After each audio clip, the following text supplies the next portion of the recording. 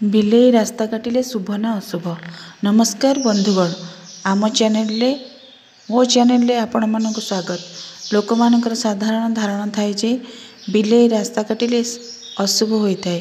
ଏହି କାରଣରୁ ବହୁତ ଲୋକ ରାସ୍ତାରେ ଯିବାବେଳେ ବିଲେଇ ରାସ୍ତା କାଟିଲେ କିଛି ସମୟ ରୋକି ହୋଇ ରହିଯାଆନ୍ତି କିମ୍ବା ଠିଆ ହୋଇଯାଆନ୍ତି।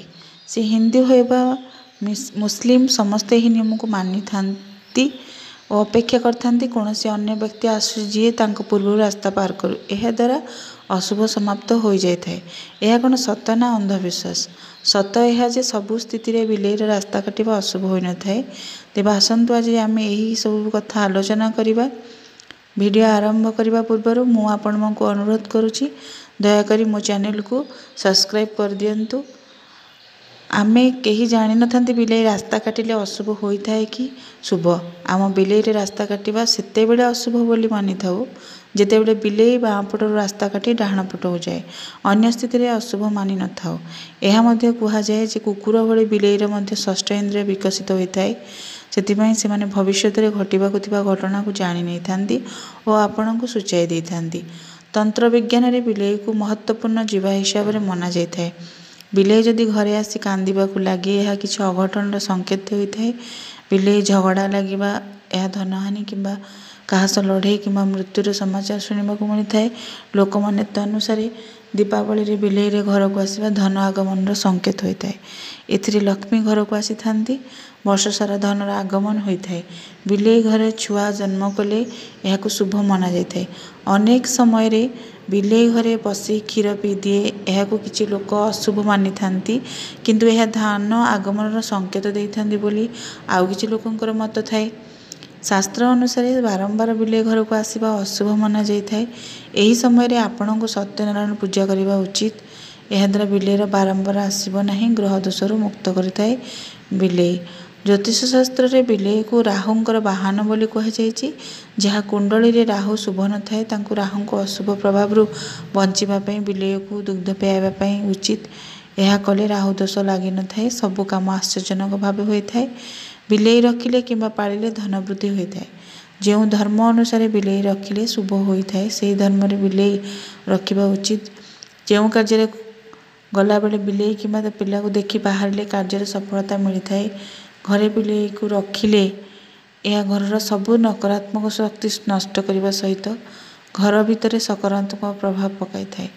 କଳା ବିଲେଇ ଘରେ ପାଳିଲେ ଘରେ ଧନର ଅଭାବ ଆଣିନଥାଏ। ସ୍ୱପ୍ନରେ ଧଳା ବିଲେଇ ଦେଖିଲେ ଶୁଭ ହୋଇଥାଏ। ଘରେ କିଛି ଶୁଭ କାର୍ଯ୍ୟ ହୋଇଥାଏ। କଳା ବିଲେଇ ସ୍ୱପ୍ନରେ ଦେଖିବା ଅଶୁଭ ହୋଇଥାଏ। ଆପଣଙ୍କ ପାଇଁ ଖରାପ ସମୟ ଆସିପାରେ। ବିବାହିତ ପୁରୁଷ ଯଦି କଳା ବିଲେଇ ଦେଖୁଛନ୍ତି ଏହା ଅଶୁଭ ଅଟେ। ବିଲେଇ ରାସ୍ତା କାଟିଲେ ତାହା ଆମ ପାଇଁ ଅଶୁଭ ବୋଲି ଆମେ ଭାବୁ ଆଉ ଆମେ ଦିପାଦ ପଛାଇ ଯାଇ ତାପରେ ପୁଣି ଥରେ ସେହି ରାସ୍ତାରେ ଯାଉ କିମ୍ବା ବାଟ କାଟି ଅଲଗା ରାସ୍ତାରେ ଯାଉ। ପ୍ରକୃତରେ ଏଥିରେ ଆମର କୌଣସି ଭୁଲ ନାହିଁ। ପ୍ରଚଳିତ ବିଶ୍ୱାସର ବଶବର୍ତ୍ତୀ ହୋଇ ଆମେ ଏପରି କରିଥାଉ। ତେବେ ବିଲେଇକୁ ନେଇ ବିଭିନ୍ନ ଦେଶର ବିଭିନ୍ନ ଲୋକଙ୍କର ଅନ୍ଧବିଶ୍ୱାସର ଭିନ୍ନ ଭିନ୍ନ ରହିଛି। ତେବେ କେଉଁ ଦେଶର ବିଲେଇକୁ ନେଇ ଶୁଭ, କେଉଁ ଦେଶରେ ବିଲେଇକୁ ନେଇ ଅଶୁଭ ମନାଯାଇଥାଏ ତାହା ଜାଣିବା। କେବଳ ଭାରତରେ ନୁହେଁ, ଭାରତ ବାହାରେ ମଧ୍ୟ ବିଲେଇକୁ ଉଭୟ ଶୁଭ ଓ ଅଶୁଭ ମନେ କରାଯାଇଥାଏ। କୁହାଯାଏ ବିଲେଇ ଘରକୁ ନକାରାତ୍ମକ ଶକ୍ତି ଆଣିଥାଏ, କିନ୍ତୁ ଅନେକ ଲୋକଙ୍କର ଚିନ୍ତାଧାରା ଏହାଠାରୁ ଟିକେ ଅଲଗା। ସେଠାକାର ଲୋକମାନେ ପରମ୍ପରା ଅନୁସାରେ ଯଦି କାଳି ବିଲେଇ ରାସ୍ତାରେ ଡାହାଣ ପାର୍ଶ୍ୱରେ ବାମ ପାର୍ଶ୍ୱକୁ ଯାଇଥାଏ ତାହେଲେ ଅଶୁଭ ହୋଇଥାଏ। ଯଦି ବିଲେଇଟି ବାମରୁ ଡାହାଣ ପାର୍ଶ୍ୱକୁ ଆସିଥାଏ ତାହେଲେ ସୌଭାଗ୍ୟ ଆଣିଥାଏ। ଏହିପରି ବିଭିନ୍ନ ଦେଶରେ ବିଭିନ୍ନ ପ୍ରକାରର ପ୍ରଚଳିତ ଅନ୍ଧବିଶ୍ୱାସ ରହିଛି, ଜନବିଶ୍ୱାସ ମଧ୍ୟ ରହିଛି। ଚୀନରେ କଳା ବିଲେଇ ଅକାଳ ଗରିବର ପ୍ରତୀକ ହୋଇଥାଏ।